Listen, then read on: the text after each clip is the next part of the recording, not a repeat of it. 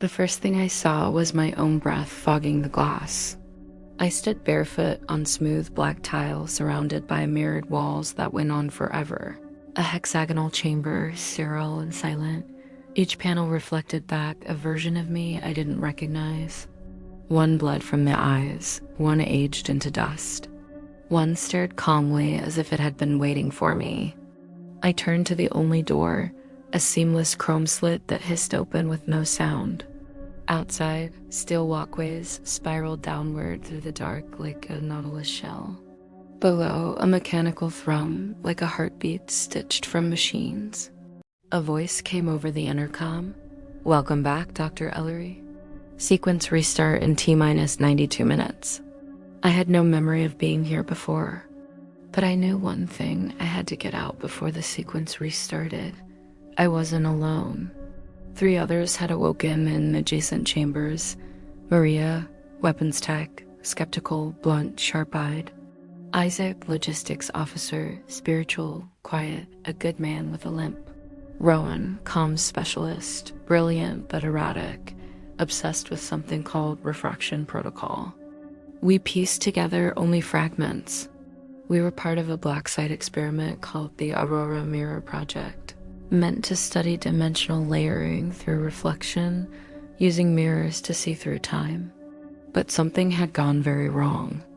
The footage we found on the terminal showed distorted versions of us, sprinting down corridors, bleeding, convulsing, screaming at their reflections. One file was simply labeled, "Do not look at it twice." Isaac found a shard of glass lodged in his palm, but it was on the inside of his skin. The reflections in the hallways moved before we did, copying actions we hadn't yet taken. Maria stared too long into one, and it snapped its head forward, smashing its face against the mirror from the inside. Her own nose started bleeding moments later. "Time's folding," Rowan muttered. "It's refracting us splintering versions, one cycle after another." We tried to escape through sublevel 6, where the schematics showed an emergency elevator. It was filled with blood. And above the elevator, a mirror, cracked like a spider web, with words scrawled across it in something brown and sticky. "You brought this on yourselves?" Isaac went mad first. He looked into one of the side mirrors and whispered, "It's my wife. She's alive in there." He walked toward it. We screamed, begged, but he passed right through. His reflection didn't follow. Only the sound of dragging chains and a single shrieking sob echoed back. Maria tried to break the mirrors. Her sledgehammer shattered 3, but the shards melted into mercurial hands, grabbing her legs, pulling her in. I still remember her screams, like they were echoing backward. Rowan and I ran. Only one option remained: the central mirror chamber where it all began. Inside, the main console pulsed. The counter continued to tick down. A voice echoed, "Aurora Sequence restart. Beginning dimensional reseed." Rowan shoved a flash drive into the panel. "I can break it," he said, sweat glistening down his face. "But it'll erase everything, memories, timelines, us." "Do it," I said. He hesitated. "What if this is the only version where we stop it? Too late." The countdown hit 0. The mirrors ignited. Light bent.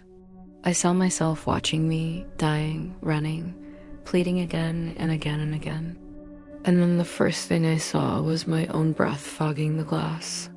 I stood barefoot on smooth black tile surrounded by mirrored walls that went on forever, a hexagonal chamber, sterile and silent. Each panel reflected back a version of me I didn't recognize. One bled from the eyes, one aged into dust. One stared calmly as if it had been waiting for me. A voice over the intercom, "Welcome back, Dr. Ellery. Sequence restart in T-minus 92 minutes. I don't know how many times I've done this, but this time I will find the way out. Even if it kills me again,